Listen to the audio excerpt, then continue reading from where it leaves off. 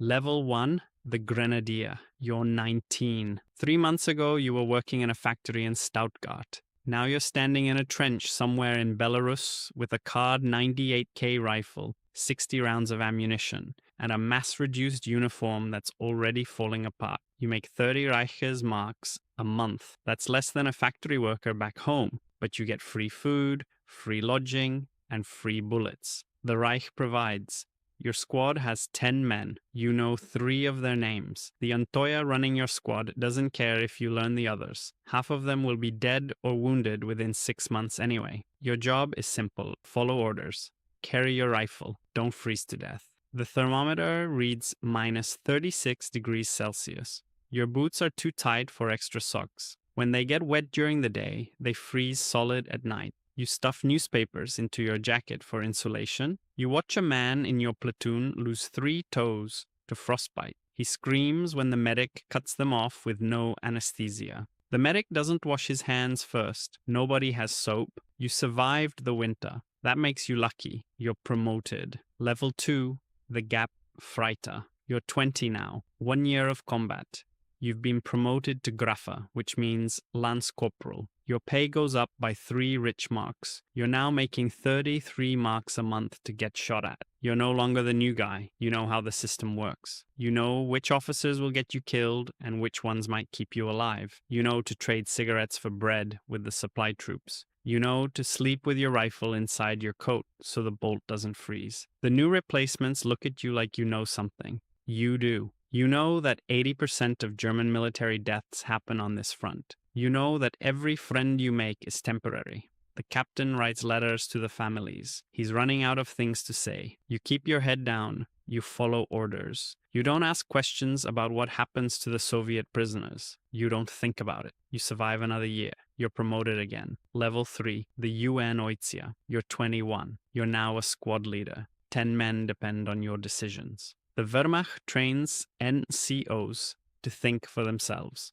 They call it Alfrog's tactic, mission-type tactics. They tell you what to accomplish, not how to do it. You make 45 Reich marks a month. You're responsible for keeping 10 men alive in a war that's already consumed over 1 million Germans. The new conscripts arriving from Germany are weaker than the ones who came before. Worse nutrition back home, less training, 8 weeks instead of 16. They don't know how to dig a proper foxhole. They don't know to check their weapons for ice. You teach them. Half of them die anyway. You write letters for the men who can't write. You divide rations when there aren't enough. You decide who goes on the dangerous patrols and who stays back. You execute your first deserter behind a barn in Ukraine. The failed gendarmerie hands you the pistol. You don't hesitate. The Reich shot 15,000 of its own soldiers during this war. Hesitation gets you added to that number. You don't sleep well anymore, but you survive. You're promoted. Level 4, the Feldbull. You're 23. You're a Feldbull now, platoon sergeant. 50 men.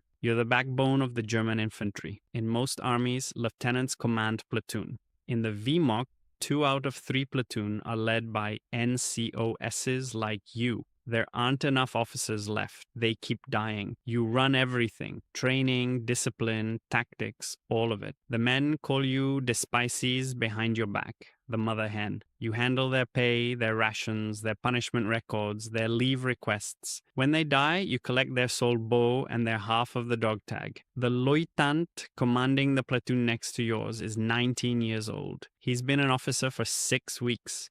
He looks to you for guidance because you've survived 3 years of this. You keep him alive as long as you can. He dies at Kursk shrapnel to the throat. You write the letter to his mother. You're recommended for officer training. You decline. Officers die faster. You've seen the numbers, but the war doesn't care what you want. Level 5, the lieutenant. You're 24. They made you an officer anyway. The Wehrmacht needs lieutenants. The Eastern Front consumes them like ammunition. Officer candidates used to need a university qualification. Not anymore. By 1943, they just need what the Reich calls National Socialist attitude and the willingness to die. You lead a platoon, then a company. When the HP man takes a bullet outside Kharkov, you're responsible for 180 men, most of them younger than you, all of them watching to see if you will get them killed. You learn to read maps. You learn to coordinate with artillery. You learn to write reports that make disasters sound like tactical withdrawals. You also learn the secret that officers don't discuss.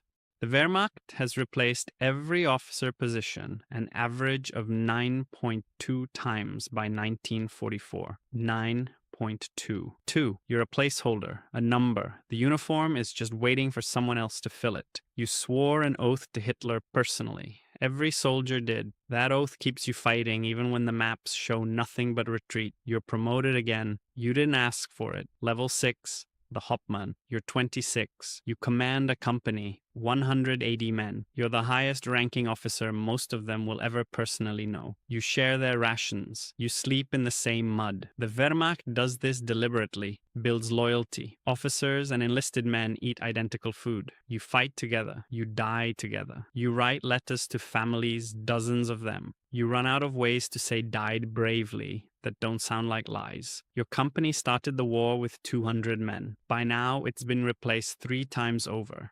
Same unit number, different faces. The men don't know each other's names anymore. They stopped learning them. The Eastern Front has killed 4 million Germans. You know this because you've seen it, not statistics, bodies. You're transferred west just before the invasion at Normandy. Level 7, the Major. You're 28. You command a battalion, 800 men. You've survived longer than almost anyone who started when you did. June 6, 1944. The Allies land in Normandy. Your division loses 28 generals in the first month. Killed, wounded, captured. Rommel himself takes shrapnel to the head. You coordinate between company commanders. You request artillery support. You write reports explaining why you're retreating again. By August, your battalion is combat ineffective. More than half your men are casualties. The replacements arriving are 17-year-old Hitler youth with 1 week of training and Volkerm conscripts older than your father. You receive orders that make no tactical sense. You follow them anyway. Generals who question Hitler's orders get relieved or worse. You hear about the assassination attempt in July, Stalinberg's bomb. You say nothing. 7,000 people are arrested. 5,000 are executed. The Wehrmacht replaces the military salute with the Hitler salute. You keep your hand raised. You keep following orders. Level 8, the general. You're a general major now. You command a division, 12,000 men on paper, half that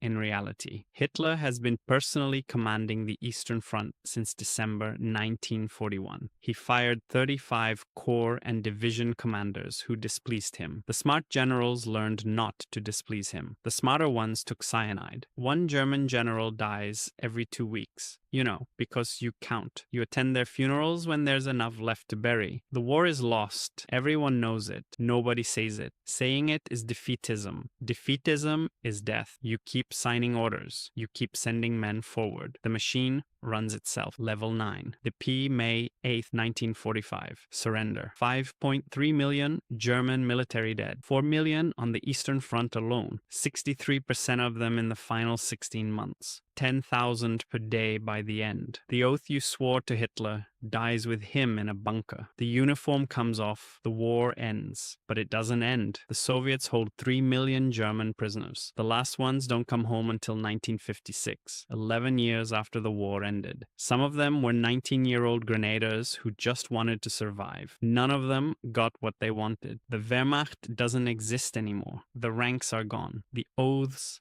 are dust.